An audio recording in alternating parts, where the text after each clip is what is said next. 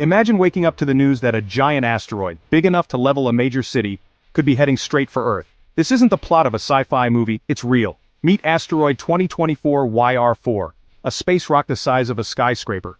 For a brief moment, NASA thought it had a historic chance of slamming into our planet in the year 2032. It all started in December 2024, when astronomers at the Atlas Observatory in Chile detected a new near-Earth object. At first, it seemed harmless, but after crunching the numbers, scientists realized something chilling. The odds of impact were 1.2%, a small but significant chance. And as they continued tracking it, that probability jumped to 3.1%, the highest ever recorded for a potential impactor of this size. If 2024 YR4 were to hit Earth, the impact would unleash the power of 7.7 megatons of TNT, strong enough to devastate an area housing over 100 million people. Scientists initially calculated possible impact zones, including major cities like Bogota, Lagos, Mumbai, and Dhaka. A strike in any of these locations could cause catastrophic loss of life. But before you panic, let's take a deep breath. Thanks to advanced tracking, NASA and the European Space Agency have been gathering more data. As of February 21, 2025, updated calculations dramatically reduced the risk of impact to just 0.16%, almost negligible.